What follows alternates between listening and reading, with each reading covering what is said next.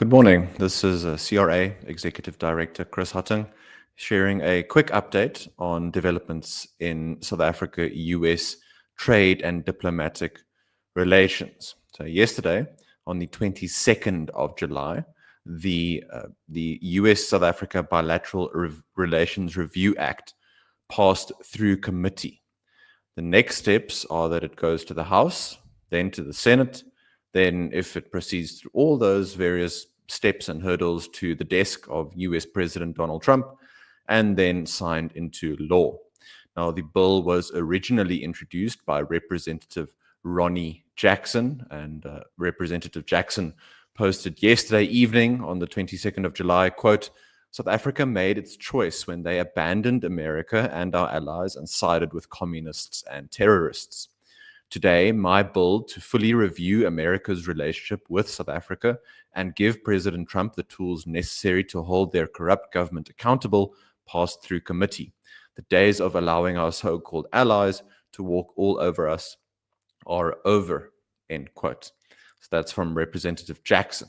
If we look specifically at the language of the Bilateral Relations Review Act, in the sort of preamble or introduction, it is quite wide in the scope. So I quote here and highlight: to require a full review of the bilateral relationship between the United States and South Africa and identify South African government officials and ANC leaders eligible for the imposition of sanctions and for other purposes. So if you talk about the full review of the bilateral relationship between the US and South Africa, that's quite wide in scope and does provide a lot of scope for US lawmakers, US senators, those in the House of Representatives, and of course for President Trump and his administration to look into all and various aspects of the relationships between the United States and South Africa. I think most notable that in the very early parts of this piece of legislation, we see the following in terms of the findings: the actions of factions within the ANC, the political party that since 1994 has held a governing majority and controlled South Africa's executive branch, are inconsistent with the South African government's publicly stated policy of non-alignment in international affairs. It proceeds to highlight things such as the South African relationship with China, also look at the South African government support of Hamas, that is also highlighted, etc., points of condemnation of Israel, which is a serious point of contention for US Republican lawmakers and senators, but has also been noted among some Democrats. So it's not just the case that this is just being driven by Republicans alone. The bill proceeds along various points to highlight of concern for the US administration to consider in the relationship between the country and South Africa.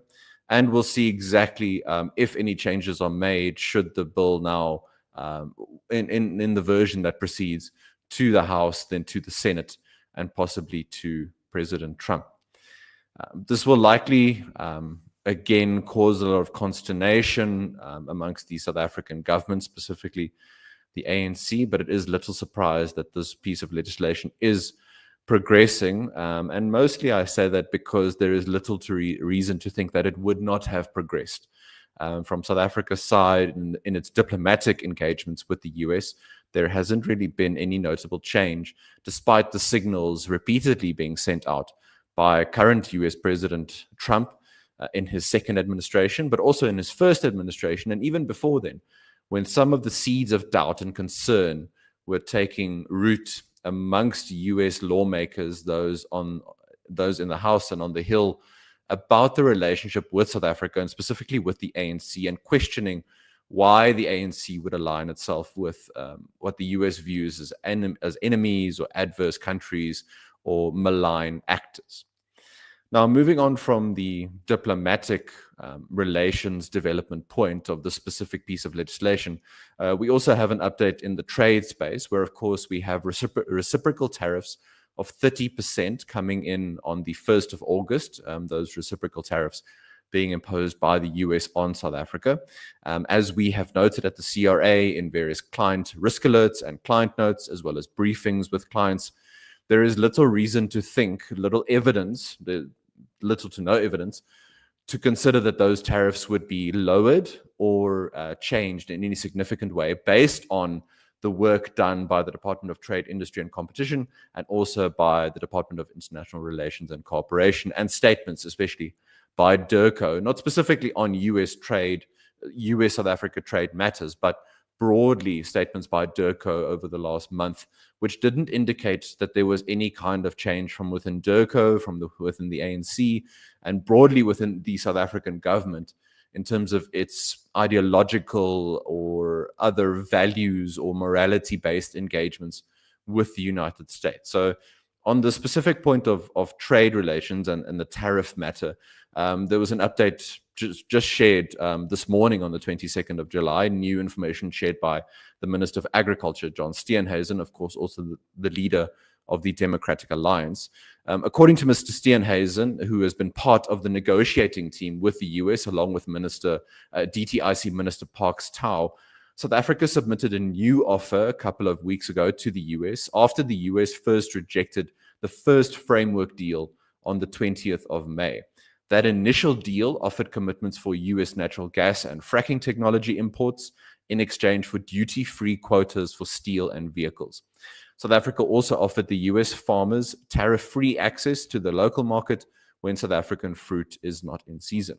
However, according to feedback from the US trade representative, Jamison Greer, the feedback was that the package wasn't quote-unquote ambitious enough, according to Mr. Steenhuisen, and I quote, "So essentially, the government was then sent back to the drawing board to sharpen the pencils. That was done and a new package was sent over," end quote. Apparently, the revised package contained proposals to remove non-tariff measures that the US was unhappy with, including South African restrictions on US poultry imports, which were imposed after a widespread outbreak of bird flu in that country. There's also been reporting and talk of a so-called trade template that the US is working on to introduce in its trading negotiations with African countries, and that the South African government had hoped or planned for to use that template in its own framework, rejigging and negotiations with the US. But in all of this, the feedback from Minister Steenhuisen, what we've seen from DTIC, the reporting on this potential framework deal, it's very technical and just dry trade focused. And in the kind of trade and geopolitical engagement that President Trump is engaging in, and the signs that were clear before he came into his second administration, trade and other matters are closely interlinked to each other. So for President Trump and his administration, his advisors, his colleagues in his cabinet, it's not that they just see trade in and of itself, trade negotiations to be pursued, but how can the US apply the leverage or the potential of higher reciprocal tariffs as one tool to pursue their America First agenda?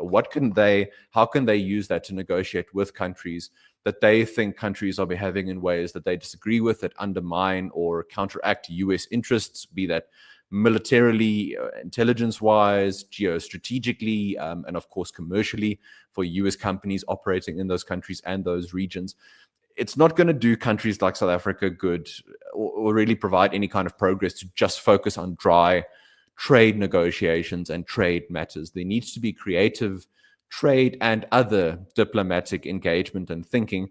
And unfortunately, that also means jettisoning a lot of vested ideological interests and also just pure sort of patronage and other cadre-related networks and interests that the South African government and specifically the ANC has built so much of its influence and support around. When I talk about creative diplomacy and other ways of engagement, one example of that would be when non-state or non-official representatives go to a place like Washington, meet with lawmakers, meet with representatives of either political party, the Republicans or the Democrats, and come back with information that they consider useful for the South African government to use in its various trade and non-trade engagements with the US to make real progress and to grab President Trump's attention in a positive sense. And one example here was the recent grouping or delegation that visited Washington, represented by Corne Mulder, by Gerard Papenfuss, and by Theo de Jager. And some of the feedback there had been about what the US expects South Africa to change in terms of its legislation, in terms of what it expects the South African government to do in terms of condemning the singing of the Kill the Boer song. What we've seen in terms of the reaction from the South African government has largely been dismissive of those kinds of engagements because it's quote unquote not an official South African government delegation that went to Washington, therefore it's illegitimate. That kind of thinking, that kind of attitude isn't really going to fly in this new geopolitical moment. One has to use creative ways of diplomatic engagement. We saw some of that when President Ramaphosa himself visited Washington earlier this year. And in his delegation, he included, for example, businessman Johan Rupert and South African golfers Ernie Els and Retief Goosen. Now, that's not to say that including those kinds of individuals fixes the fundamental values or ideological differences between the US administration and the current South African government, mostly represented by the ANC. But it provides a different kind of way to engage with someone like President Trump, who is looking for trade wins for the US, who is looking for optic wins for himself, for his legacy, for his second administration, who is also looking to reposition US trade and other engagements with enemies, with allies, with so-called neutral or middle countries that South Africa purports to be, but doesn't act in that way in many instances. One has to use these kinds of different engagements. So all in all, the fact that the US-South Africa Bilateral Relations Review Act has now progressed through committee and is now going to the House, that comes as a little surprise. Also, the feedback from Minister Steenhuisen that they're not really getting much feedback from the US also comes as a little surprise. So let's see how the South African government reacts to this.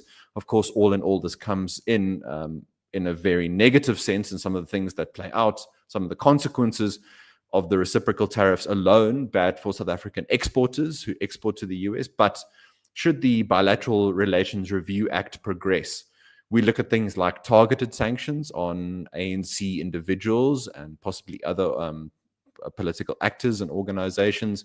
But you also look at implications for the South African economy, especially the financial sector. So given that the language of the bill itself is quite wide, you look at things like potentially losing access to the SWIFT system of international payments. You look at the impact that would have on South African banks. You look at the loss of access to capital and equity.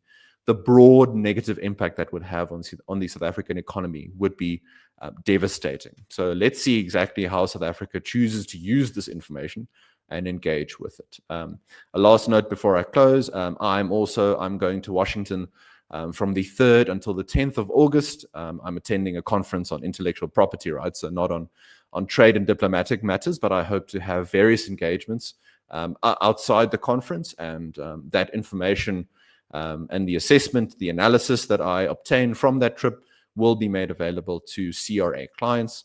If you are not yet a CRA client, we of course invite you to contact us to explore our services, our reports, so that you can be the first to have this kind of information, this analysis, to make the best decisions possible for yourself and for your business as South African businesses try to navigate this new world of a GNU that goes through various points of turbulence, but also this risk-filled but potentially very exciting and opportunity-filled moment that President Trump is generating in regional and global geopolitics.